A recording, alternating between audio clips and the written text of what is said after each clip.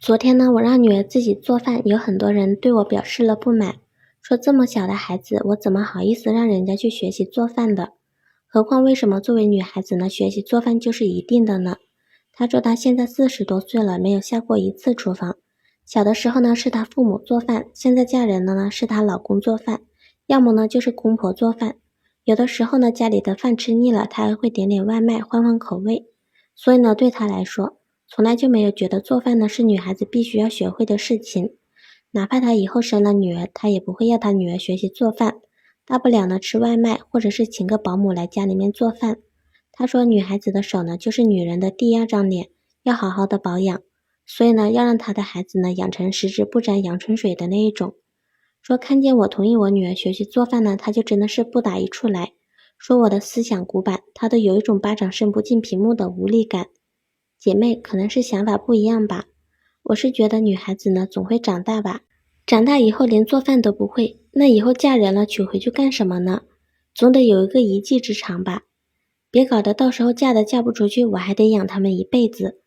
何况呢，学习做饭也不是为了我好啊，这是为了他们自己好呀。自己长大了之后呢，工作了之后也可以自己学着做饭，等放假了再偶尔给我做几顿饭吃，这样的话呢，不是挺好的吗？你说请保姆做饭或者是吃外卖什么的，这一个月算下来要花多少钱啊？我想没有几家可以做得到吧。反正呢，我是觉得学习做饭这件事情呢，对孩子来说只有好处没有坏处。再说了，做饭呢也是我女儿自己提出来的呀，多让他们尝试一下新鲜事物不是很好吗？是不是？反正呢，做的对的事情呢，我就不会反对我女儿去做。这几天啊，女儿一直都在咳嗽，本来呢，我还想着过几天自己就会自愈的，结果呢，谁知道咳的那个次数啊，反而是越来越多了，我都服了。我一开始的时候呢，还感觉可能是因为近段时间吃这个蛋白质吃的少了吧，可是呢，转念一想也不对啊，这隔三差五的吃鸡蛋的，有时候呢还吃肉，怎么可能会这个样子呢？我看啊，就是吃饱了没事玩水玩的生病了吧。这么大的人了，真的是一点都不让人省心。人家3、4岁的都懂得照顾父母了，我都没有指望他们这样对我，只是希望他们不要给我添堵就好了。可是呢，女儿偏偏要这样和我对着干，真的是要把人给气死了。看着女儿这样，很纠结要不要给他们吃药。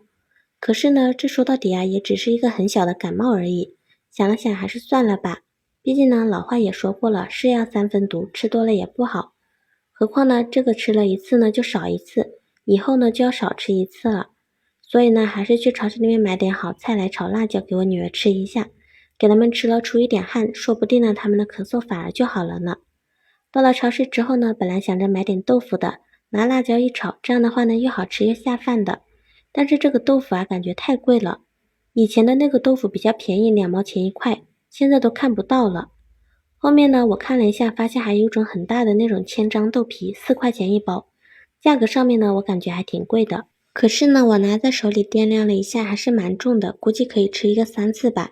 一次算下来呢1块多，这样的话呢，我还是可以接受的。反正呢，也是为了女儿，就拿了一包。买完这个呢，就回家来了。家里面呢，反正还有昨天剩下的那一半没炒的西胡瓜，等一下再炒一个这个豆皮就可以了。简简单单的2个菜也是很不错的。到家呢，拿了一点辣椒，这个辣椒啊都没有剩多少了，改天再去孩子太婆那里拿一点才行。虽然说呢，现在超市里面的辣椒呢也卖得特别的便宜，但是呢，能省一点自己的钱算一点。把这个辣椒蒂呢给它全部弄掉，然后呢把这个豆皮啊给它撕开，拿出来，然后端过去开始洗菜。一开始呢，我还以为这个豆皮啊是特别完整的一大片呢，结果呢，谁知道好几片在里面。我数了一下，一共是4片，就放了2片改天吃吧。